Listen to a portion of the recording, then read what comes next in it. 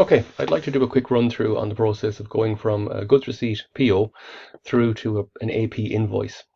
So I'm just going to go, and there's two approaches we can take on this. The first approach is to go find a goods receipt PO on the system. So I'll assume that for the moment I have an AP invoice in my hand. I will go to the find option. I'll enter the supplier's, either the supplier's name or the supplier's code. In this case, I'm just going to enter the code. I click on the find button. The system brings up a list of open or outstanding goods receipt POs for this supplier. If I just select one and choose, the system will open that goods receipt PO for me. And from here, I can go to the copy to option and select AP invoice. And then the system has now copied the data or the details from the goods receipt into an AP invoice. And I can check then that I have the correct quantity and unit price on this, and if all is correct, I can just check my invoice date. So let's assume that this invoice dates back a few days, and we are ready to click on the add button. We click add to that,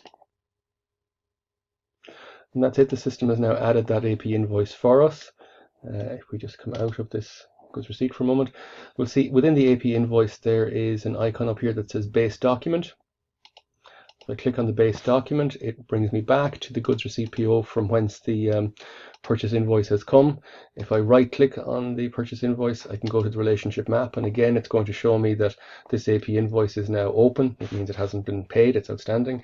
The goods receipt has now been closed because we have, well, effectively we have closed it by processing an AP invoice against it.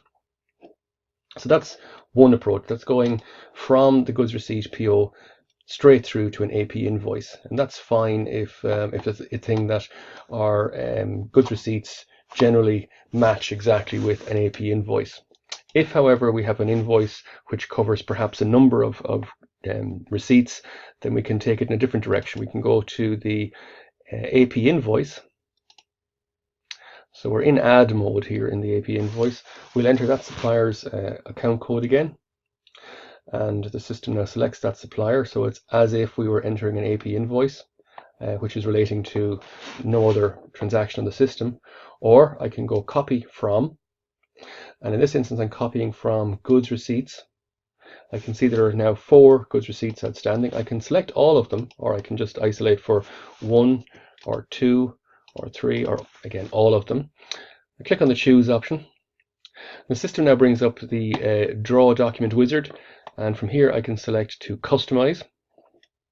I click on next, and the system now opens up for me all of the open lines on each of the open goods receipts. So I'll see the document numbers there. So I had goods receipt number 84, 85, 423, 442. And I have the option, little yellow arrow allows me to drill back into the goods receipt if for any reason I wanted to go back and actually check the items that were on that goods receipt. But of course I can see the items here, I can see the quantities and the unit prices. I can enter or change the details on this screen if I need to. Or I can select again specific lines from the various goods receipts. I'm just going to select, make a selection there. So I'm taking lines from each of the goods receipts. I click on the finish button, and that copies those lines into an AP invoice. In the bottom part of the screen, it remarks or it notes that this purchase invoice is based upon goods receipt POs number 84, 85, 23, and 42. I enter an invoice date, so I'll assume that was, let's just say, the 15th of last month.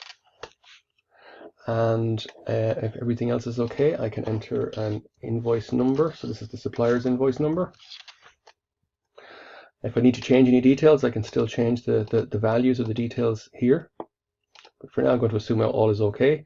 I click on the add button. And that's it. I've successfully recorded an AP invoice.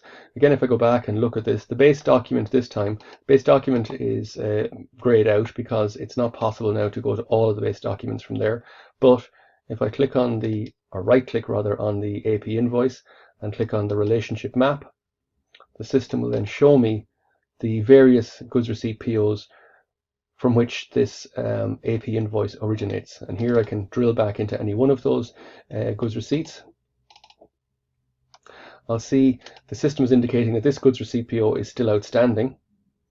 the total value of this goods receipt was 30,000, and I've only got 24,000 on this invoice. And of course, there were other items relating to other goods receipts. So if I drill in on the goods receipt, I can see the closed line has been grayed out because that line has now been fully invoiced. The other lines remain outstanding to be invoiced.